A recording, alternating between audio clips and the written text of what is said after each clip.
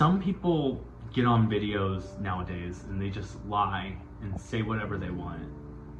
But I'm here to tell the truth. Nobody has lived through this story the way that I lived through it, so everybody else is just lying about it. I'm going to genuinely tell you how I became the monster. And that's how I became the monster. The Monster.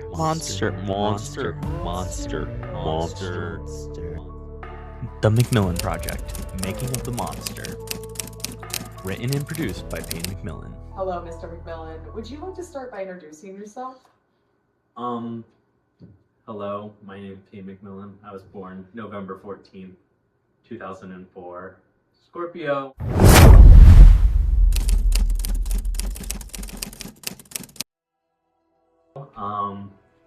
I love collecting bugs, I love line dancing, I love just having a great time.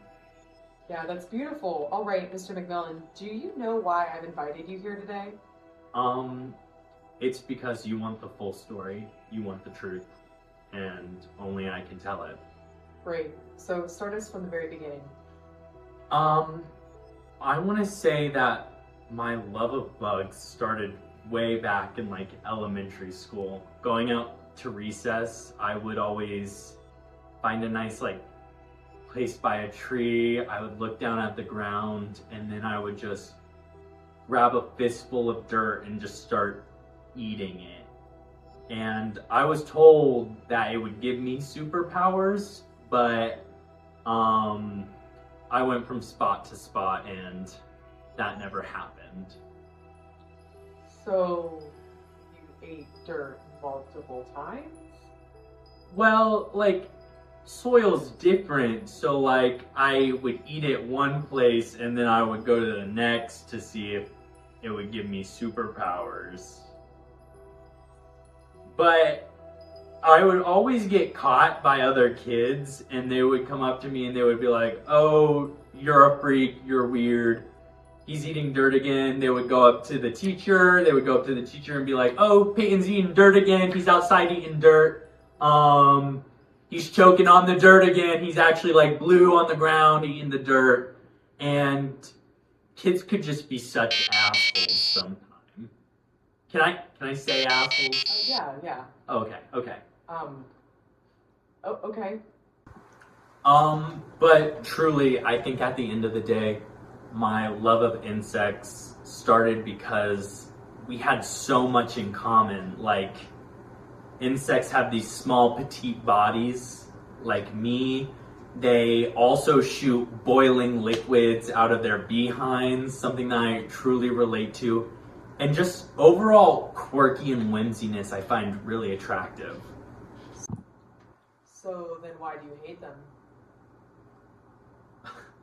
I don't know what I specifically told my agent that when we booked this gig that questions like that weren't going to be asked. So do you not have a response? Here's your response. F you.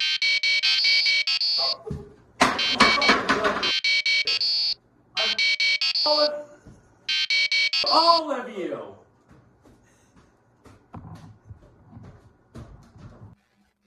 Payne McMillen stormed off for 24 hours. In the meantime, we got a personal interview from one of his roommates. The next clip is unsettling. Viewer discretion advised. In college, I lived with Peyton. And I haven't seen my sister since. After some time, Mr. McMillen joined us again on set. Our film crew was in shock about what was said next.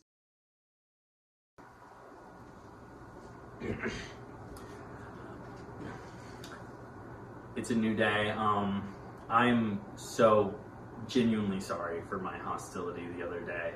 It was so unprofessional. You know, it's fine. You're getting charged for the damages of the chairs, so. That's absolutely fine, yeah. It's just that so much emotion came over me because I knew that I had to tell this story.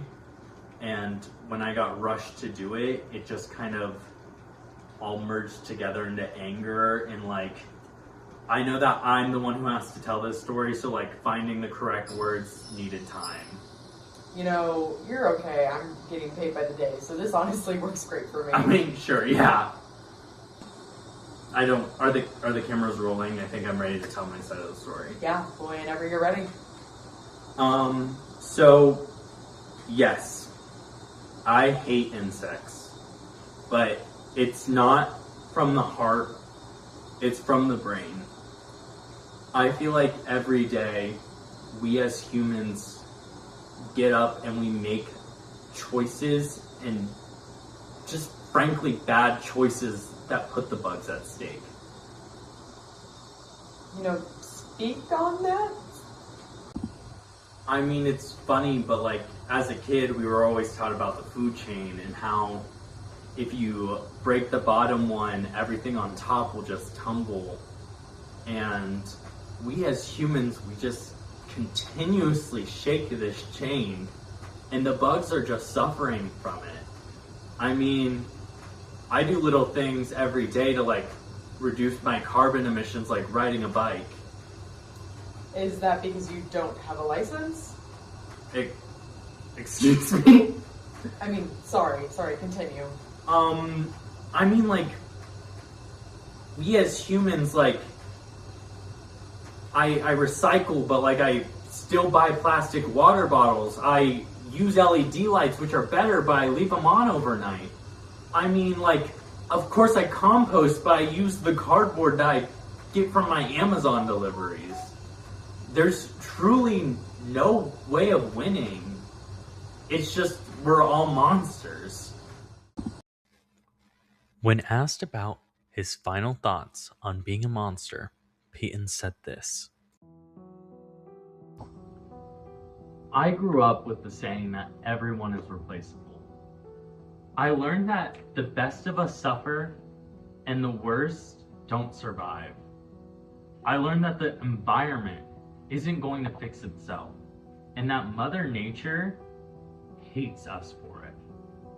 I have no hope left in myself that this world is good and can be saved. We create new technology to think for us, and its thoughts use so much energy that is just going to waste to feed AI slop that we feed to our younger generation. They haven't even been taught to think yet, and there's already machines thinking for them. However, after saying all that, I do have one hope. I have hope for others. I hope that they see a green earth. I hope that they see a blue ocean. I hope they breathe clean air. I hope they feast on fresh food. I hope they get the chance to play the new Pokemon game before the world explodes. I hope this would be solved in my lifetime, but at this point, I know it won't. But that doesn't mean it can't be solved for somebody else's.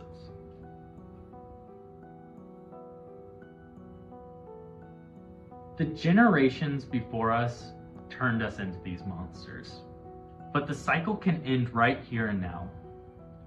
We can stop these actions and make better choices. We don't have to be perfect all the time, but we can surely be better. Do better. I'm already a monster, but we can make a new generation that doesn't have to be.